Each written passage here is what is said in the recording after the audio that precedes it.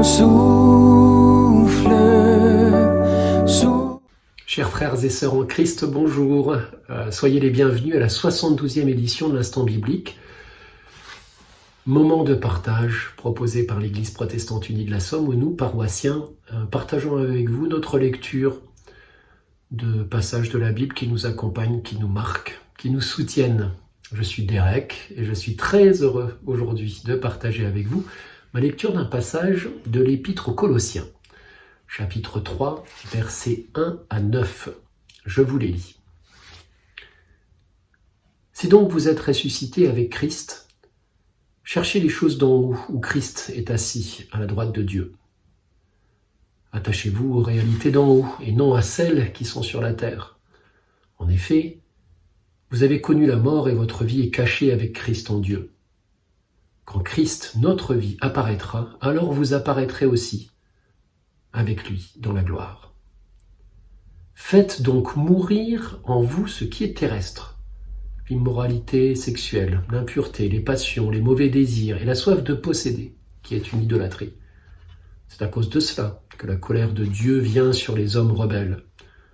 Vous, autrefois, lorsque vous viviez parmi eux, vous marchiez dans ces péchés. Et maintenant, renoncez à tout cela, à la colère, à la fureur, à la méchanceté, à la calomnie, aux grossièretés qui pourraient sortir de votre bouche. Ne vous mentez pas les uns les autres. Vous étant dépouillés du vieil homme et de ses manières d'agir, vous avez revêtu l'homme nouveau, qui se renouvelle pour parvenir à la vraie connaissance, conformément à l'image de celui qui l'a créé. C'est un passage assez long, évidemment il y a beaucoup de choses à dire, mais ce que je vous propose aujourd'hui, c'est de parler de mode, de parler de vêtements et de fonctions vestimentaires. En fait, les mots qui m'ont parlé dans le texte sont « vous avez revêtu le nouveau » ou « ayant revêtu l'homme nouveau » selon les versions. Paul nous montre ici la foi comme un vêtement, ce qui aujourd'hui me parle. Alors déroulons tout ça, parlons chiffon. Un vêtement sert à couvrir une partie du corps, sa raison d'être peut être pratique, utilisé pour la protection, peut être symbolique, signale une posture morale, ou peut être sociale, elle va afficher un statut. Pour sa première fonction, donc, le vêtement serait la protection. Un vêtement protège du froid, de la chaleur, des intempéries, du soleil, des accidents. Par exemple, un vêtement pourrait me protéger d'un objet coupant, d'objets brûlants. Mais ce vêtement, quand il est vu comme Paul nous le décrit, quand il représente ou quand il est présenté comme la foi, de quoi nous protège-t-il, ce vêtement ? Paul nous le dit plus haut. Nous nous sommes dépouillés de l'homme ancien, laissant derrière nous l'immoralité sexuelle, l'impureté, les passions, les mauvais désirs et la culpabilité. Il nous exhorte à renoncer à la colère, à la fureur, à la méchanceté, à la calomnie et aux grossièretés.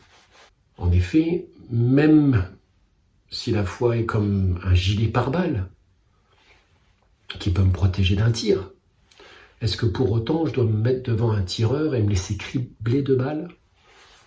Évidemment que non. Ce n'est pas parce que j'ai reçu par don de Dieu ce vêtement que je dois me mettre en situation de risque. Je dois y faire attention, éviter qu'il ne se dégrade au contact d'agressions, extérieures ou intérieures, ces agressions. Je ne dois pas retourner au vieil homme qui est mort, ne pas retourner à la poussière de ce monde. Ça me fait penser à un passage dans 2 Pierre, chapitre 2, versets 21 et 22, où on peut lire « Car mieux valait pour eux ne pas avoir connu la joie de la justice que de se détourner, après l'avoir connu, du saint commandement qui leur avait été donné. Il leur est arrivé ce que dit le proverbe vrai, le chien est retourné à ce qu'il avait vomi, la truie lavée s'est vautrée dans le bourbier. » On voit bien ici que le vêtement ne doit pas être souillé.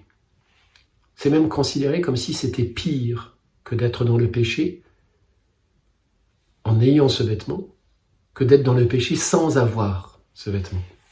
Et je voulais rajouter aussi que ce vêtement, c'est pas moi qui l'ai acheté, c'est pas moi qui l'ai mis, c'est Dieu qui me le donne et qui m'en revêt. Quel cadeau!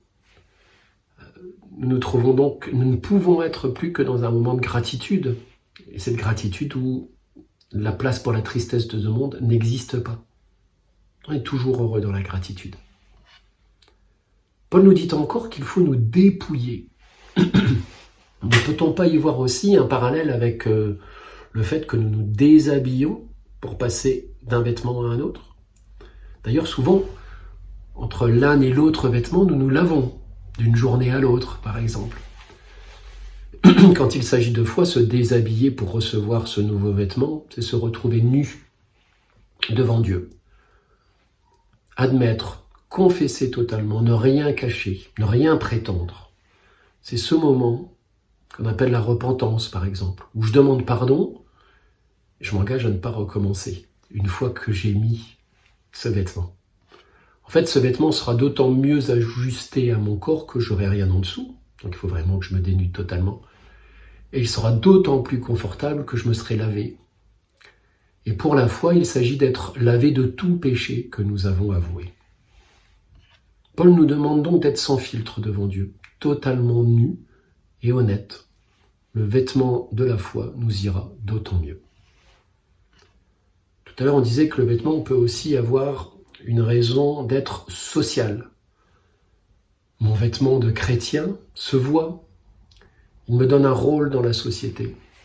Mon comportement, ma posture, mes actes montrent aux autres que je suis chrétien et ma foi rayonne. Quand on y regarde, alors que la loi de Moïse nous dit comment nous comporter, la loi de Jésus, elle nous donne un état d'esprit dont notre comportement va découler. Nous avons reçu l'Esprit Saint, nous devons le laisser en l'état d'esprit, avoir le bon état d'esprit, avoir l'esprit en bon état, en tout cas ne pas dégrader ce vêtement que nous avons reçu.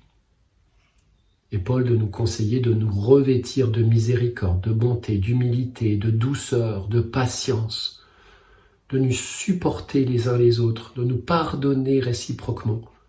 De même que Jésus nous a pardonné, pardonnons-nous aussi.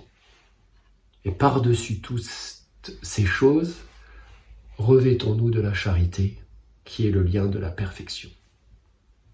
Nous prions. Seigneur Dieu, notre Père Céleste, merci. Merci de tout cœur pour ce moment de partage que nous venons de vivre et que nous vivons en ton nom et à ta gloire chaque semaine. Merci pour l'abondante grâce que tu déverses sur nous. Pardonne-nous quand nous ne faisons pas attention à ce vêtement dont tu nous as revêtus, notre foi. Merci de nous montrer le chemin et de nous dire ce qui nous en éloigne. Ta parole est lumière dans nos vies. Quand nous traversons les ravins de la mort, nous ne craignons aucun mal, car tu es avec nous. Ton bâton nous guide et nous rassure. Aide-nous à mettre en pratique tous tes enseignements. Que nos œuvres, à ta gloire, montrent à tous ta puissance et ton amour. Que ta volonté soit faite. Amen.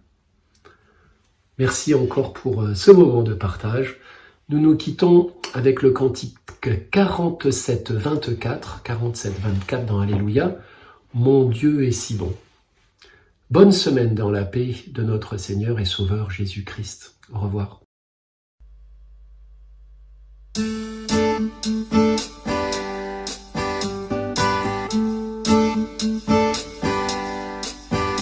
Mon Dieu est si bon, il prend bien soin de moi. Ce Dieu si fidèle, ce Dieu qu'il pense à toi, il voudrait t'aider dans tes difficultés. Il faut que tu viennes à lui tel que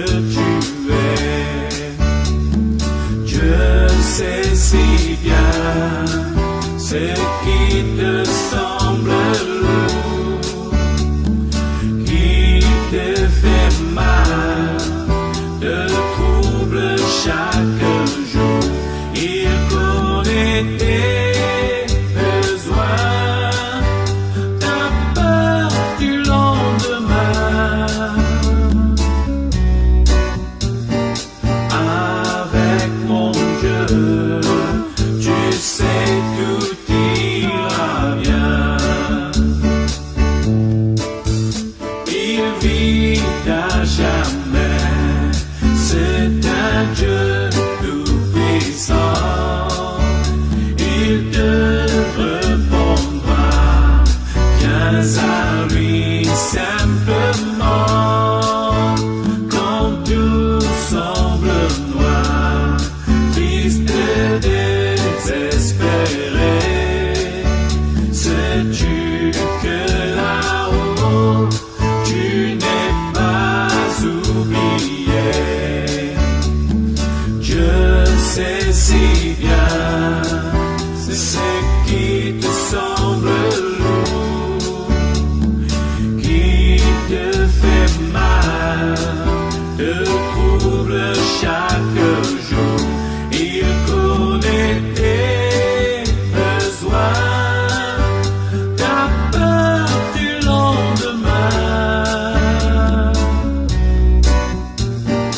Avec mon Dieu, tu sais tout ira bien.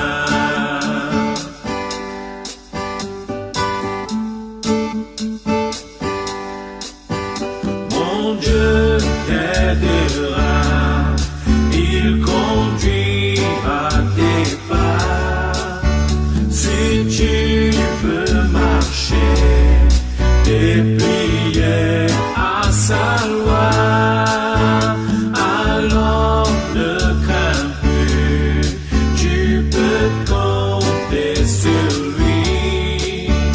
Il accomplira tout ce qu'il a promis. Dieu sait si bien ce qui te semble